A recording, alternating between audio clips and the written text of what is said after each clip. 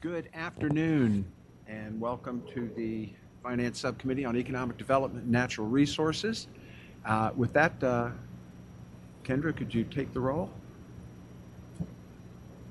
Huh? No roll required. All right. Let the record reveal that Senators Survell and Favola are here, and as am I.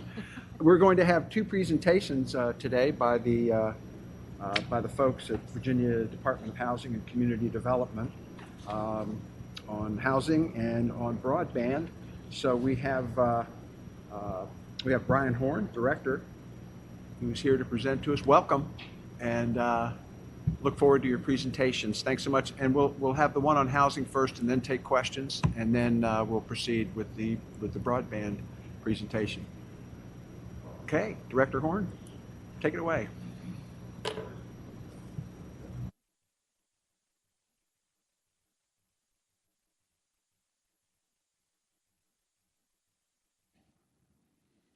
We good? Yes, sir. All right. Thank you, Chairman Marsden, Senator Favola, Senator Survell. I really appreciate the opportunity to be here today. I am Brian Horn. I'm the Director of the Department of Housing and Community Development. And we do a lot of things over at DHCD. Among those things are housing, and I'll explain more about that in a minute, but also broadband. And so, yes, I've brought topics here today for both housing and broadband. I think the first thing I kind of like to explain to folks when it comes to housing, part of our name, yes, we're the Department of Housing. It's not housing in the sense of going out and constructing housing, kind of like VDOT's Department of Transportation. They'll go out and build roads, okay? What DHCD does is finance housing and provides financing to the developers of housing and the contractors that build it. And that's done through a variety of programs, and we'll review those today. Also include the Virginia Housing Trust Fund, which is a big piece of that. So I'm going to go ahead and click. Okay. Nope. Okay. All right. So just, a quick agenda. We'll review some basic programs, including the Housing Trust Fund, but also private activity bonds. Has to do with tax credits, which are very important. I'll get to that in a sec. And then, of course, we'll hit broadband. Go ahead, Kendra, please.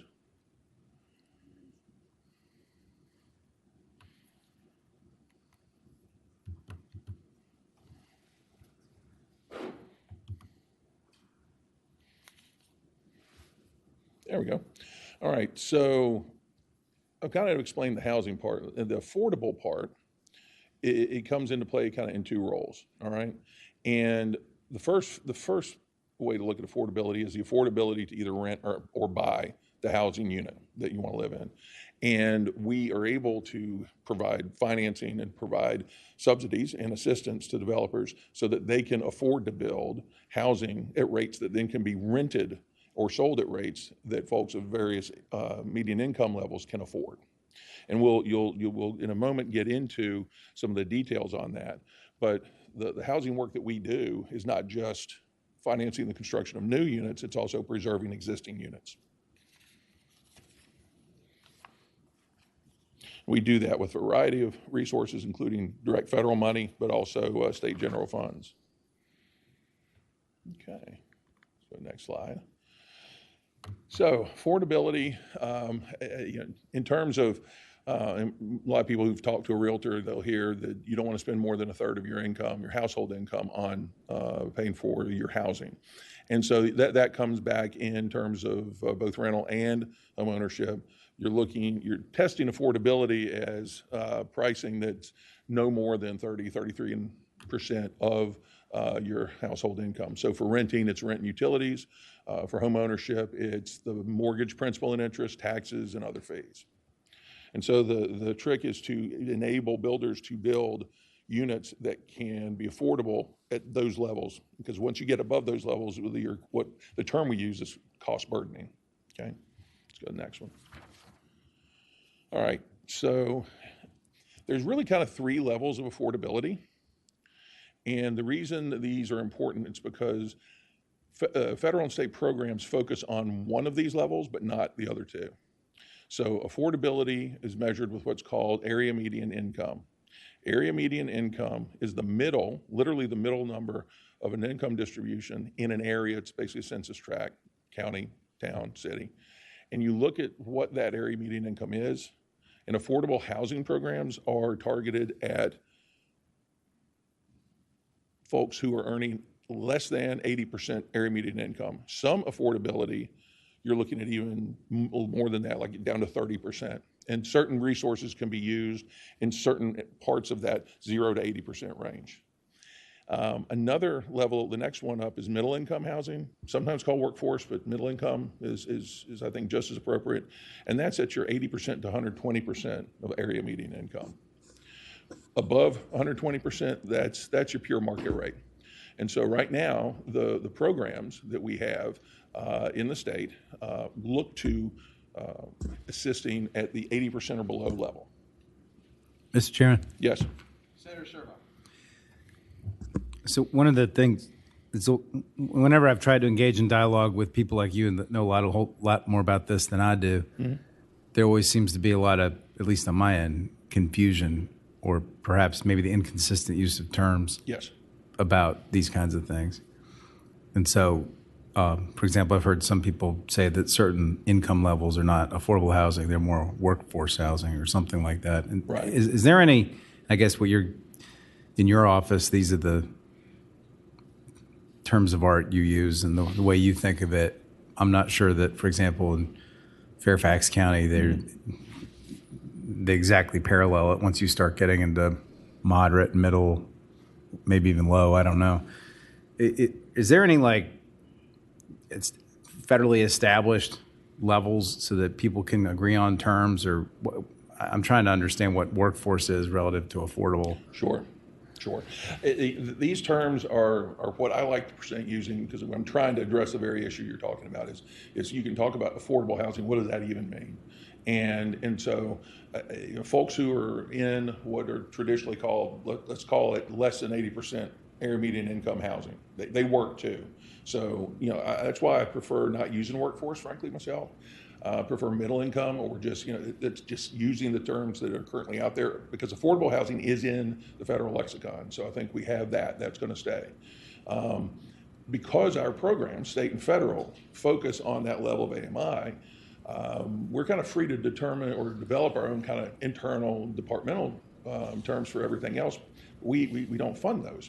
Okay, and what my intent of this slide is to kind of demonstrate on a bigger picture is that there are different levels of affordability, but the three that seem to be used out in the literature, that are used out in the world, are basically these three, and just trying to come up with some terminology we can all use to know which AMIs I'm talking about. Okay, Mr. Chairman, for the question. Senator Servo. Okay, so I understand. I now have an understanding of when you or DHCD talks about this, what you mean. But I guess there's other workforce or other affordable housing government agencies within the state that use different terms to talk about the same thing. Is that a fair statement? Just so I have an understanding what I'm hearing things. I think there's consistency between us and Virginia Housing Development Authority, and this is actually a good aside to explain the difference between our agency and the VHDA. Our agency is in the organizational plan for state government. It's a gubernatorially appointed agency. The Virginia Housing Development Authority is an authority that is governed by a board appointed by the governor and run by an executive director. Both agencies use the same terms when it comes to affordable. Affordable in my office is the same as over at VHDA. What our offices do are different things, different tools, aimed at creating and preserving affordability at the 80% AMI level or below. So within state government, yes. I think once you get into, when you start getting into publications or reports or the work of others, whether it's academics or those in the field, then yes, you could see some use of terminology such that it would be confusing. Mr. Chairman, I'm sorry to spend so much time on this, but what I'm concerned about is Fairfax County. Those are the people I have to talk to all the time, and they use the word workforce all the time. Okay. And I never understand what they're talking about. So are you telling me that workforce is 80% and up? Because I thought in Fairfax, workforce included stuff below 80%. Okay, and see that stems from how we use that term, that word workforce. Are we using it to cover certain AMI levels? If so, we got to have a defined definition of that. Sometimes the term workforce is used to describe a general type of owner or renter based on what they do for a job. Like I've heard it described as first responders, teachers. And so, yeah, I agree. I mean, workforce is probably one that has more kind of vagueness around it. And what I'd like to try to do, at least in this presentation, is kind of peg it as far as whenever we talk about middle income, we're talking about over 80% AMI. Mr. Chairman,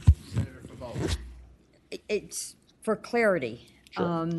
When I was in local government on the Arlington County Board, I used to give examples of what workforce housing really is. Okay. And I did, I think the term usually is used about 80% to 120% because it covers sort of first-time teachers, first responders, yes, police, certainly through their first 4 or 5 years of service. And it is really nice to give those examples of sort of professions that would fit within that, albeit within their first years of service. I mean, as they stay longer, their salaries go up and they may, actually earn more than the 120%. But teachers have to be a teacher for a pretty long time. And our police officers have to be police officers for a fairly long time, because remember, it's 120% of the area median income. And so and it's pretty high. The area median income in our jurisdictions is fairly high. That is correct. So, but examples really do help. So if you don't mind, Mr. Chairman, in future presentations, absolutely, I would suggest you present that way. Okay, Storm, proceed. Certainly. Thank you, Senator Favola. I will incorporate that. Let's hit the next slide. Hit the next slide, please.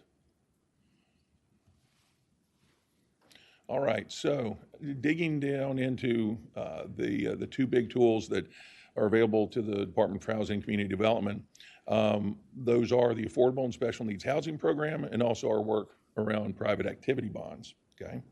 And so just to give you some ideas as to where the Affordable and Special Needs Housing Program gets its resources, you see the list there from the Virginia Housing Trust Fund, also the Federal Housing Trust Fund, Federal Home Investment Partnerships, and other resources. And sometimes time to time we'll get some federal resources as well beyond those.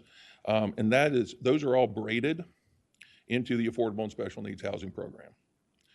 Below that, you see a reference to private activity bonds. I will explain those in a little more detail later.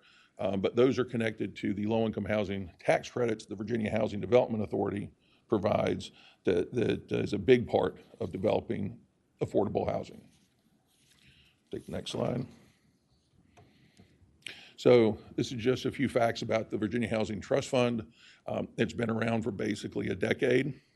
It's administered by DHCD in partnership with Virginia Housing Development Authority.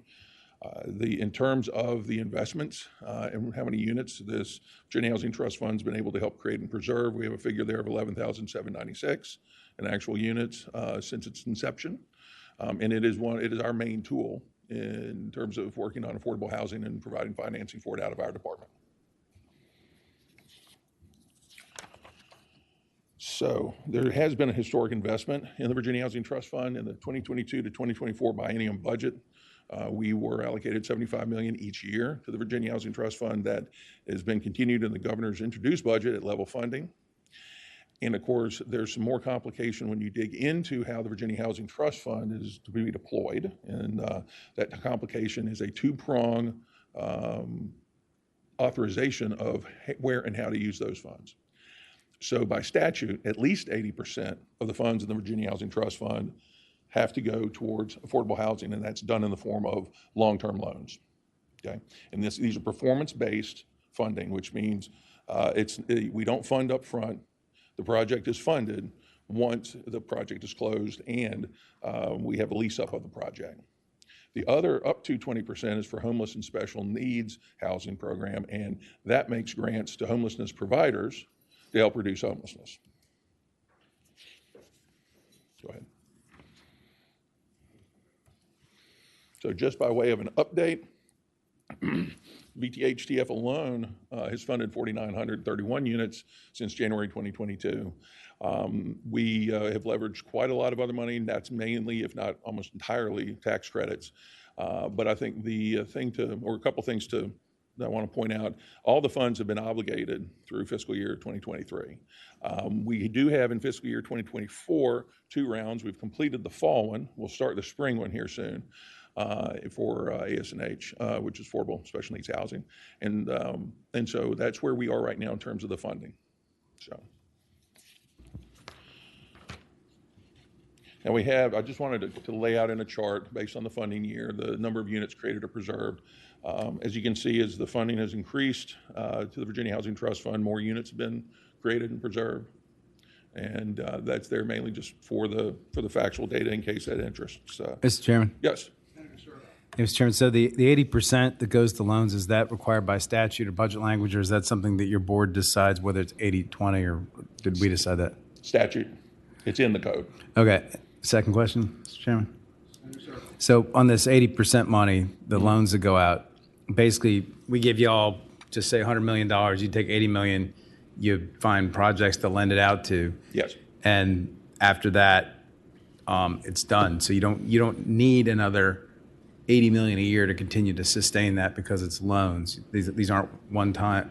They're not one time in the sense of we have to keep putting the same amount of money in every year for you to keep those projects going because they're loans. They're right. Okay. The 20% money is one time. If we don't give you the 20% money, then there's other one-off projects you can't fund on an annual basis. Is that fair? That's basically fair. I mean, we get. I think the reason you've seen the Virginia Housing Trust Fund create units year after year after year is that every year we have new projects come online or new projects apply to create housing. Right. So yes. So what happens because these are loans, these are long-term loans now. Right. So let's say for something from our FY 2023 round, I mean, we're looking at 30-year, in some cases upwards of 40-year with FHA participation. And during that interim, we get the interest. But it's basically a balloon payment at the end, but that's decades away. Got it. Understand. I remember when there was no funds, so I appreciate that. Thanks. Sure. All right. Now, private activity bonds.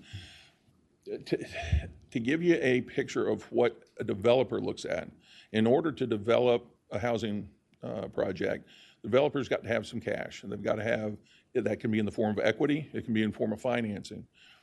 They create what's called a capital stack. It's the capital needed to build the project and to see it through. And because the developer is being asked to produce a product that will produce less income because it's going to become affordable, therefore less income to the developer, there has to be something to fill that gap. And the low-income housing tax credits, it's federal income tax credits. The low-income housing tax credits are a big chunk, sometimes 30%, maybe 40%, depending on the deal. Okay. And so the developers will come to us for that last bit of money to take them over the top. But there's a real meat here with those tax credits. The reason I'm talking about bonds is that is a part of the federal rules to help unlock the tax credits. Okay. That the developer has to be allocated a certain portion of tax exempt private activity bonds. That's how the IRS is able to, I guess, regulate their tax credits, rather than just a direct request. Mr. Chairman. Senator Favola. Thank you. Going back to my local government days where we used to, of course, have to approve the projects coming forward that were applying for these tax credits. It was always my understanding that the Virginia Housing Trust Fund did not prioritize the tax credits unless the local government was a partner, put some skin in the game, and there were some other opportunities to leverage money. I think that's a fair statement. And again, I think that's worth saying because the projects simply don't get tax credits from the state. Right. Unless the local government has provided some benefit. That is correct, and I think to drill a little deeper into it, and let's go to the next slide because that's going to be helpful. So we have the Virginia Housing Trust Fund. Let's put that over here on the left with its loan assistance. Private activity bonds there's an allocation given to each state in the beginning of each calendar year. Okay, Virginia gets an allocation. These allocations are made by the IRS based on population. So this year our allocation is over $1 billion, as you can see. Again, by statute in the code, that allocation is divided up among 4 elements. One being the local housing authorities. That's the part of the private activity bonds that we administer, which would have been the private activity bonds issued by the local housing authorities to help to secure those tax credits. So that's how we come into play with that. And of course, you can see the other ones. Virginia Housing Development Authority gets the biggest piece by far, and they use that in their work. We also have an industrial development percentage, 25% for industrial projects, and then the governor gets 18%. And the governor's pool can go towards either housing or what's called exempt projects, which basically certain forms of industrial projects. And so that's how our private activity bond allocation from the U.S. government is used. Just doing the math, you have 57% of it aimed directly at housing. With the governor's pool, you throw 18%. If you go a year where the governor's pool assists housing only, then you have, what is that, 75% of a year's allocation going to housing. And again, all to help unlock these tax credits. Mr. Horn? Yes. Question. Yes. Obviously, rental and purchase are two different, areas. My understanding is that the rental units can stay within the affordability range and just, be recycled as people move in, people move out. Is that how that works? Just like the regular rental market, except Yes. it's subsidized? Yes, thank you, Mr. Chairman. Yes, it basically does. So what you have, if you and I were to develop, or we were to develop an affordable rental housing project, okay, we would get this assistance, and we would create that project, and it would last at least 30 years. There's a variety of other contracts, a variety of other obligations that we have to be able to keep the benefit of the governmental assistance, and so that includes keeping the rents at lower levels. Do they ever resort to free market? Yes, when they come out from under the affordability restrictions, sometimes those projects will get flipped and they will go into the market. Okay. And with the home ownership plans now, are they always, if they are resold, somebody gets one of those units and they come in, are they always sold at market rates, or is there any way of ever keeping units that are sold in the stock of homes available to people of low income? Almost the vast majority of what we do is rental, okay, because you have the ownership of the property and the building remaining with the landlord. Now with home ownership moves, and the only way you could secure affordability on home ownership, if you're talking about a discrete piece of property, would be some form of restriction. If I might have a second, I'd like to phone a friend. I brought Sandra Powell, who runs our housing department, and I'd like to ask her a real quick question if we have any data on that. Certainly. Sandra, do we have any data on home ownership and how much we do? Yes, there are restrictive covenants Okay. on the home ownership. It depends. There are restrictive covenants on the home ownership, and it just depends on how much money the homeowner receives, whether it's 5 years, 10 years, 15 years, Yeah. 20 years.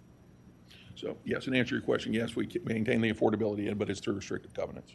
But It's through restrictive covenants. So basically, the terminology in the deed, terminology in recorded documents that affects the title that restrict the price.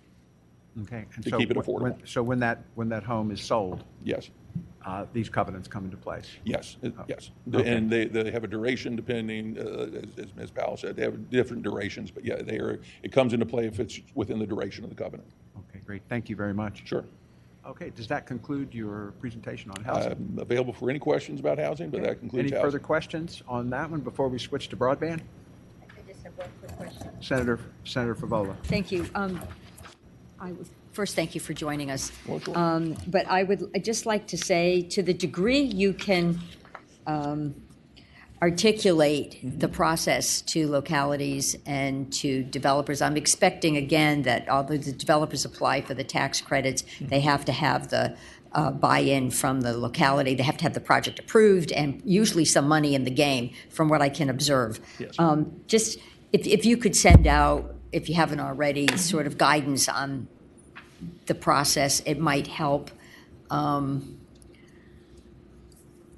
Guidance in the sense, guidance to prospective applicants. Applicants, yeah. Yes, yes. We do, and we have how to apply webinars, but in fact, I can get you a couple examples of it if you'd like. Sure. Well, that's fine. I just want to make sure that the guidance is up to date, it's out there, and people can access it, and maybe it's on your website and all that. It is. We have guidance on our website. Okay. We maintain the stakeholder engagement so that. Okay. And, All right. and yes, no, you're absolutely right. We do keep it up to date, and that's one of the many fine things that Ms. Powell does. Okay. Mr. Chairman. You've answered my question. Thank Senator you. Surville. Thanks.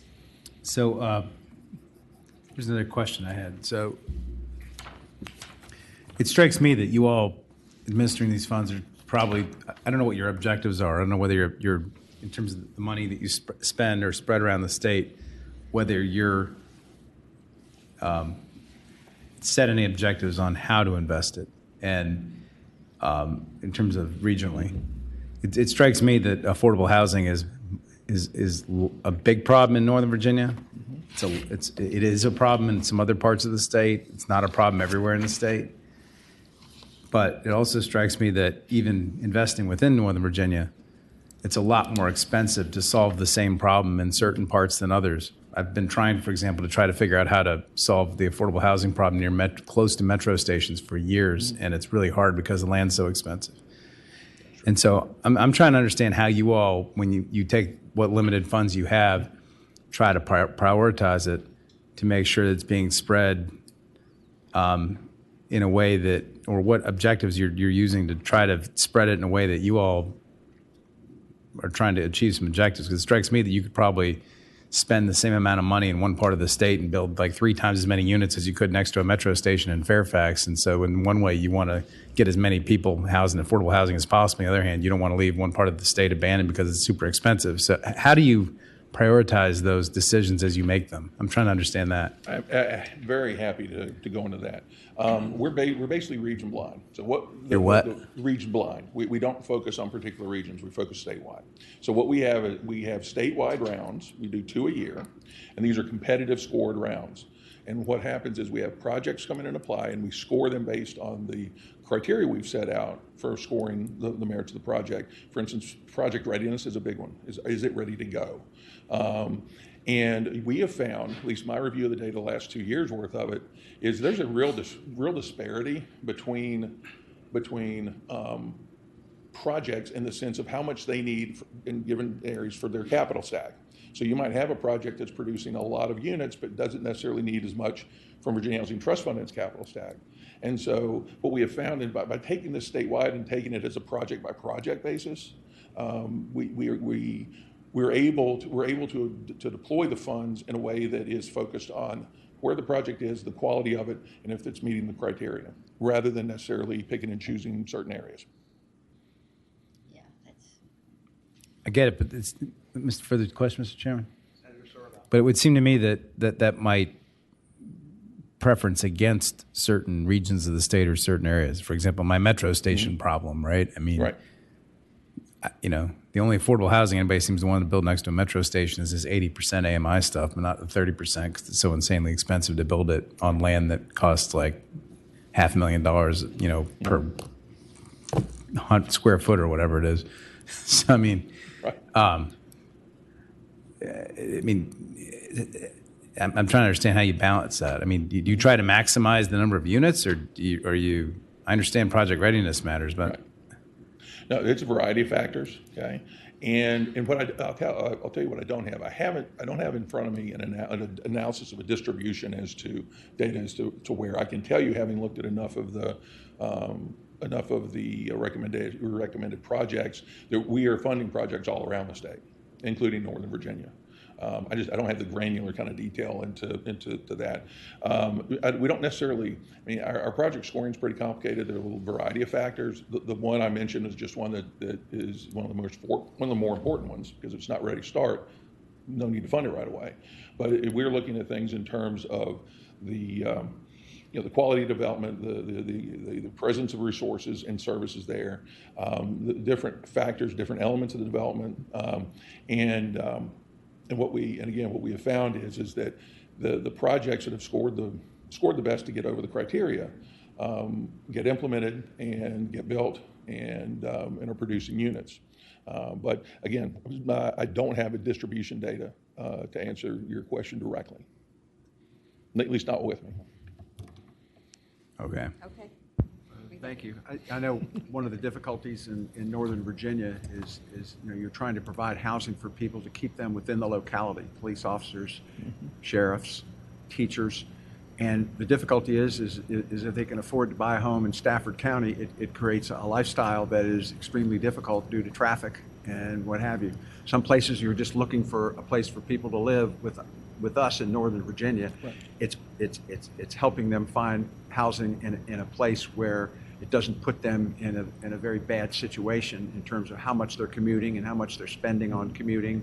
We try to keep up with express lanes and what have you, but it's the where is very important in Northern Virginia, as Senator Searle was saying at metro stations. But for years the problem has been, how do we keep those essential people there? Because after years of commuting an hour each way and what have you, they get frustrated and they leave county service and move elsewhere. So it's a complicated situation. I imagine varies very differently by region. It does. Okay, thank you. All right. If we could we proceed on with broadband? Happy to. Let's go ahead and move to the next slide. All right. So let's start with the definition. And what is broadband? It is high-speed internet with a wide bandwidth, which that means can accommodate a lot of data. There's a couple numbers and a couple terms that you'll hear a lot in the discussion, not just today, but also throughout the session, and anyone who wants to talk about broadband. But the first set of numbers is it's not broadband if it's an internet connection that isn't at a certain speed. And the minimum speed for broadband in Virginia is what we call 100 over 20. That's 100 megabits per second download speed, 20 megabits per second upload speed. So if you have internet connection, but it doesn't meet those speeds, you're considered either underserved or unserved. And actually, depending on which program we're looking at, and we will now have a new federal program, those terms can vary. But the point of broadband is it's got to be fast enough and it's got to be high-speed internet. A lot, just by way of background, a lot, if not all, of what the current providers are putting in their current projects they're working on tends to be upwards of a gigabyte, which is 1,000. So let's move to this. Okay, so there's kind of three areas that we look at with broadband. The Virginia Telecommunication Initiative is where Virginia has been handling broadband money. It's been handling it for several years. And the focus of that, and it's called VATI, V-A-T-I, focus of that is what's called deployment, that is creating access to the internet, okay? So if you don't have access to broadband structure, you're unserved. That focus now is we're moving towards two more areas, thanks to the new federal BEAD program that we'll talk about in a minute, but we're also going into affordability and adoption. And affordability is the ability to afford the service. And adoption, and I don't mean to be cute, but it's basically what do you do with it once you have it? That is, your service exists, and what are you going to use it for? What are the different things we can use it for? Go ahead. So, in terms of, again, the focus has been and will be until we get the state served, creating access. And the programs that we are using for that, the main one is the VATI program. The VATI program funds internet construction.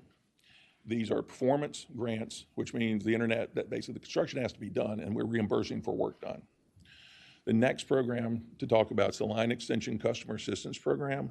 That's a special program and it's designed to help bridge a gap from from the broadband line to the home when there's a very long, it's what's called drop length.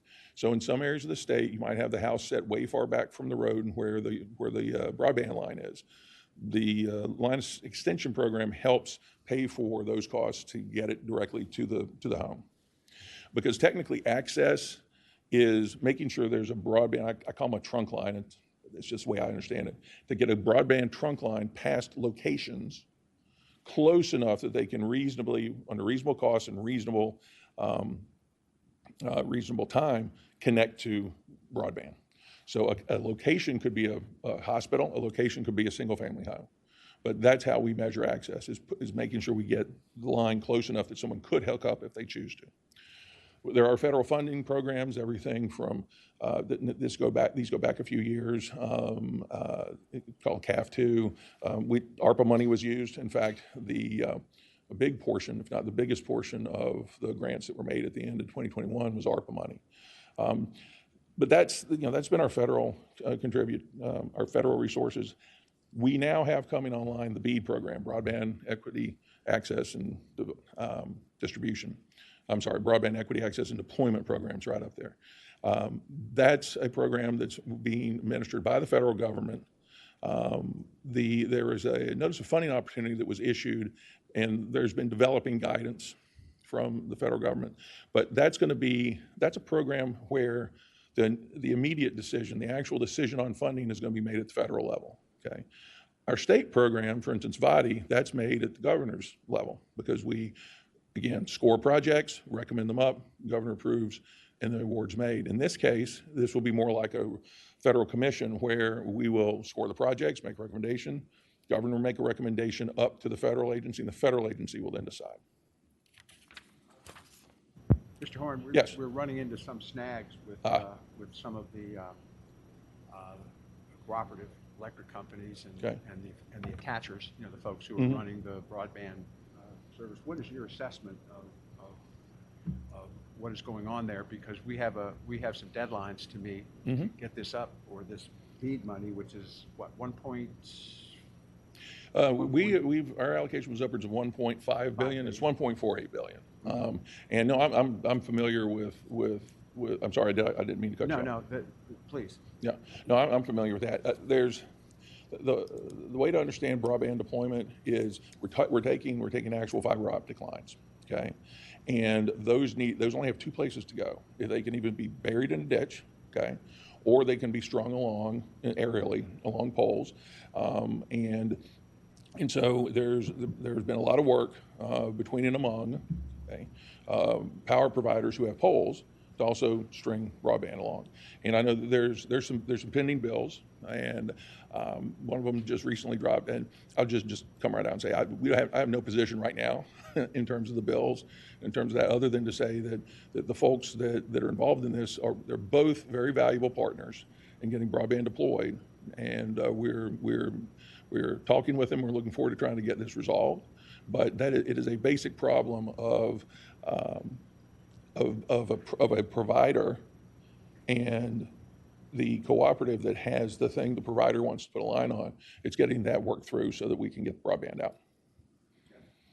And I will say that I'm getting somewhat frustrated with getting to some resolution on these issues so that we can get this out, because this money can be clawed back by the federal government if we don't spend it appropriately or in an appropriate period of time.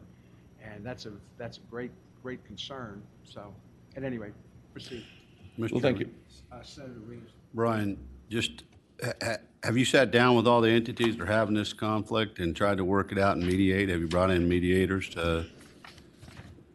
Well, I think the best thing to say right now is that we're engaging with folks involved, because we all have the same interest to put internet out into the field and get access.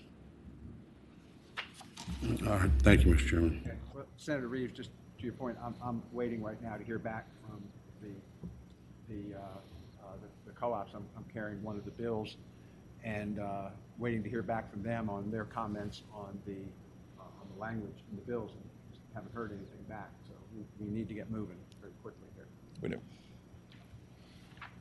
All right, so beyond access, we have affordability. Right now, there is a program, it's federal, it's called the Affordable Connectivity Program. Provides a $30 a month subsidy towards broadband and cellular services. Affordability is going to be a part of the BEAD money, but what folks would need to understand about the new BEAD money is that, again, like with VODI, deployment is going to be the focus. And then once we're able to achieve full deployment, then we can start looking at different things to spend any remaining monies on, including affordability. Let's go to the next. And after that, again, adoption. Broadband and its use it's a tool, and so creativity in how you use tools is something that we like to encourage. And the programs that we'll be setting up around adoption and the projects that we'll be funding, I expect to see some really creative ideas coming. We keep hearing about telehealth, keep hearing about smart agriculture. There's also adoption within schools, libraries, and also just helping people understand how to use broadband in their home. So let's flip to the next slide. So just to give you a few stats about VODI, you have in front of you a couple of heptagons. One shows from FY 2017 to 2023 what the total number of applicants were, what was requested, what was awarded, the dollars leveraged, and the locations built out to, okay? And also the number of projects and localities. Now, the FY 2024 VODI grants, we got 25 applications in, requesting 178 million, includes 200 million in match. We have 61,000 locations proposed in there and 44 localities, but you can see we have 41 million available in funding, and that's from our appropriations that we've had over the last couple of years. Now, what you see here, and I would encourage you, I'm happy to supply the links afterward, but we have set up two mapping protocols. The first one, which you see here, is the project map, and that map shows you where active projects are for fiscal year 2021 and 2023. Mr. Chairman, Yes. Brian, that's what's green, right? That is what so is that green. green correlates with the 217 through 223 money on the previous slide. That why it's green? In this case, it's 2021 to 2023. Okay. Yeah, because we had the 2017 goes all the way back. We've had levels of funding going back to then. This is covering the most up to date, which is 2021, 2023, to show where those projects are. Okay. All right. Thank you, Mr. Chairman. Sure. Now, there's another website we want to direct you to called the dashboard. And so to just give you an idea, the projects map shows you here are the projects that have been awarded and will be built. The dashboard will enable you to see where they actually are in actual construction. And the nice thing about both of those tools, you can put your own address in and see exactly where your house is or your location is relative to the projects and relative to construction. And this is, again, just some stats as to the funding year. This was fiscal years. And you can see as it got started, we had a few projects finish up, and more and more are getting built out with most of the work being from the fiscal year 2022 and 2023 rounds. Chairman, Senator Favola. between the projects that were already in the works and the additional one-time money we got, which Yes. was, I want to say, was close to $2 billion.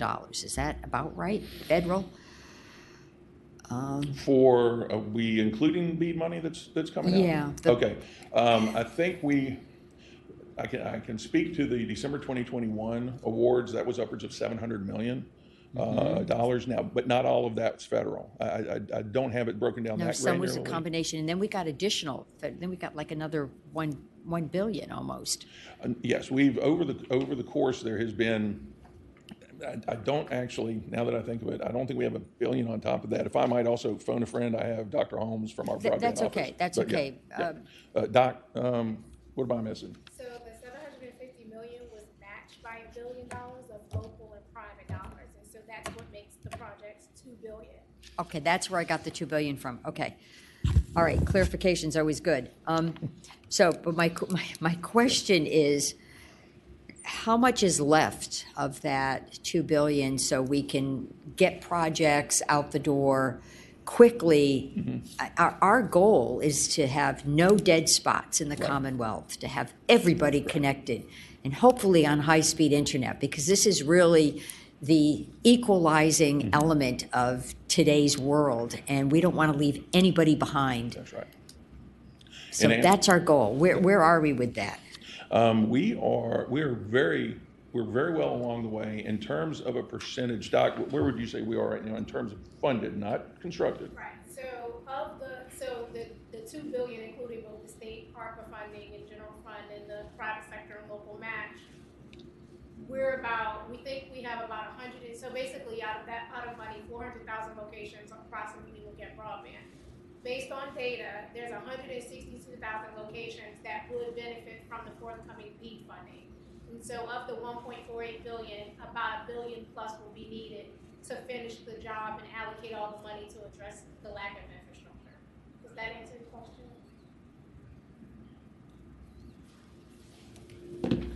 What the argument is now. Mr. Chairman. Cost sharing. Yeah. Mr. Chairman. Senator Reeves. So Brian, I'm just trying to understand here. 17 we had, and you're going down to 23 on your VATI portfolio on slide deck 23. You had 62 open. You've completed 1, 2, 3, 4, 5, 6, 7. Is that right? 7 years. You got 34 of them done. You still got 28 left. So how many of that 28 are part of that money that Senator Favola is talking about, and what's left after that? Well, I can tell you what we have left in our 2024 round is $41 million to run in our next round, and then after that will be whatever's in the and currently there's an appropriation of $20 million in the governor's introduced budget. But that's what we're working on that 41 now through our rounds. Mr. Chairman, so how many of the 400, I could barely hear her in the back, but I forgot how many unserved citizens we have. How many of that is in that 34, and how many has got to be covered under the additional money? Okay, under the additional, we're estimating about, I think it's 162 million. I'm sorry, 162,000. Sorry. Are we in the 34? I'm sorry. You're in the 34. No, we have 162 left to go to be used for the BEAD money.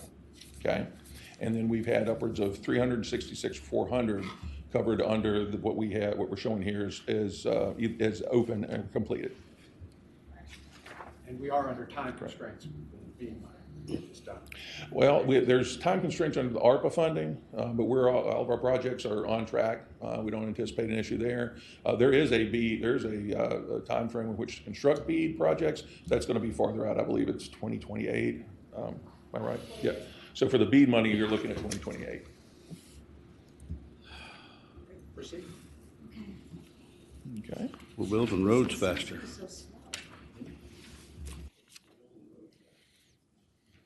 So let's flip to the next one. This might help answer.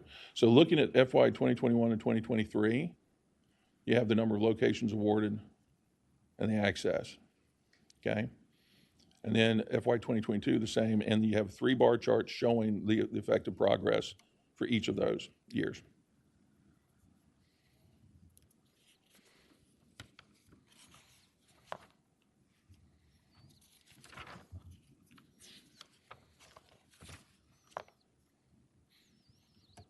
So, Kendra, if you wouldn't mind fast forwarding to the BEAD slides, just in the interest of time, okay?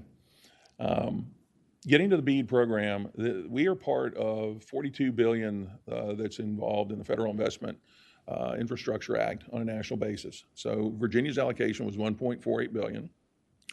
And the goal and what we will do with that money is reach functionally universal coverage, okay? And we're going to be not just deploying, but also looking into adoption and affordability. The map you see here, which might be a little hard to read on paper, and is a little easier to read on the screen, has coded various locations, whether unserved, served, underserved, or funded. And you can see there's a distribution. And there's areas where there are still unserved, and they're predominantly in areas of lower population concentration.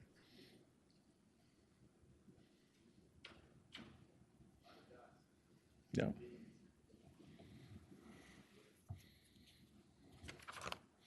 And so again, the way BEAD money is going to flow, the first priority is going to be access, and then we're going to be able to get to affordability and adoption. And that's after we're able to fund the provision of access. So it's deployment first.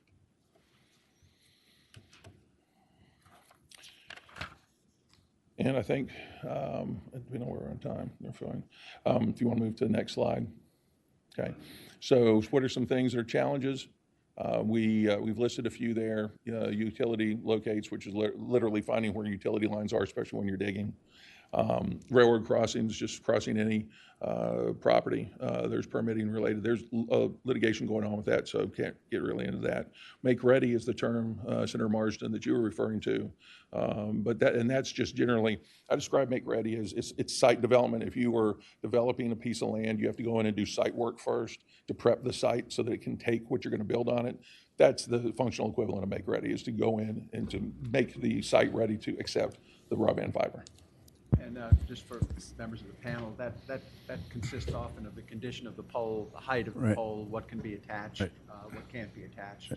And, there's some significant disagreements now. Mr. Chairman. Significant disagreements, on the cost sharing, on these matters. Mr. Chairman. Senator Servo. Yeah, so 12 years ago, I served on the broadband commission, or I think that's what it's called, right? The Broadband Advisory Council. Yeah, and then when I got here, there wasn't room, and so somebody else took it over. Or Frank Ruff was on there, I guess, until just recently. Yes. Anyway, but there was always a argument there between the folks that were doing what we're talking about right now, which is last mile, get it deployed, all that kind of stuff, and then the interest in my community was more about access. And for example, in my area, there's buildings that aren't wired to get broadband, everybody in the building. And but one of the other problems we had in our area was that Verizon, Cox, the providers had programs that were available to low-income families so that they could get broadband if they had children in school, like $10 a month. But most of the families had no clue. And the schools were prohibited from sharing the information with the families because of the Federal Educational Privacy Act. And anyway, that was like 8 years ago. Do you all have data, or have you looked at, like, within low-income communities where they have the infrastructure but people can't afford it?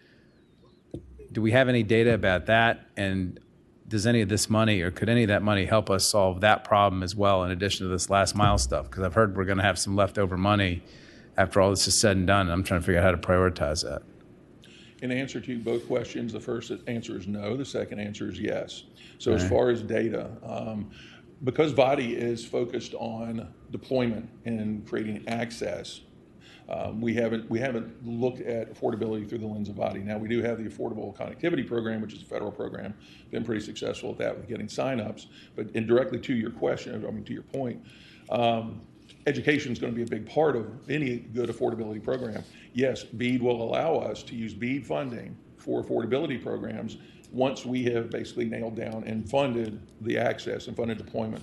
So we have $1.48 billion that we can spend on deployment first, then we can look at affordability and adoption. And programs like you're talking about right there, as far as affordability, we expect we'll have money left over, and then we'll have work in that area. One last question, Mr. Chairman. I stand between us and adjournment, I think. But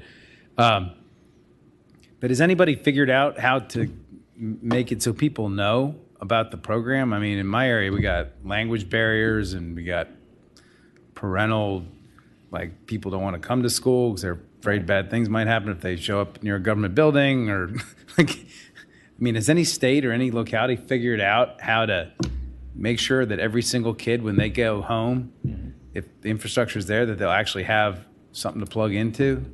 Well, I think that's going to be a fundamental part of any successful project that's aimed at affordability coming in for BEAD funding, is that that is going to need to be just demonstrated as to how, if they're awarded money, how are they going to deploy it and make sure that the recipients are going to know to get it and be able to then access it. All right.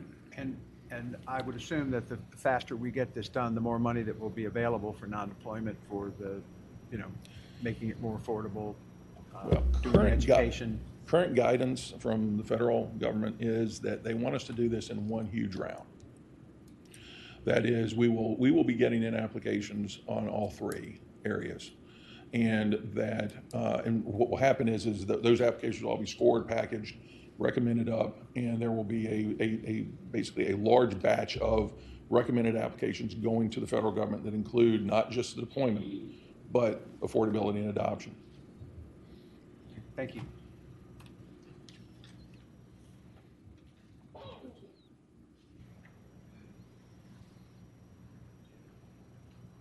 right. That concludes your presentation. Any other questions from the subcommittee? Mr. Chairman, may I ask that we have updates periodically on these broadband projects? I'm sure you're doing your best, but they seem to be moving very slowly, and I know it's complicated, but if there's anything you need from the General Assembly to facilitate these projects, I mean, is it right-of-way issues or whatever, I think the General Assembly would be very open. I know it's a little late in the game, but... Well, we are working on a bill right now to deal with that very issue. Mr. Chairman? Very good, Mr. Mr. Chairman. Chairman. Senator. So I've heard we're actually ahead of most other states because the $800 million of ARPA money we put in during the North administration. Is that right? We are. I mean, in terms of construction timetables, great. The December 2021 awards, you're looking at 2 and 3 year construction timetables, and in construction and the construction field, that's not too shabby, especially when you're talking about large-scale deployments in multiple localities dealing with multiple areas. Again, but for me, nothing's ever fast enough. But yes, there are other issues like that, and some bills actually work. But one bill was passed last year, so this gets a lot of attention. We're happy to supply updates to the subcommittee. Thank you. All right. If there are no other questions, the committee will rise. Thank you all very much.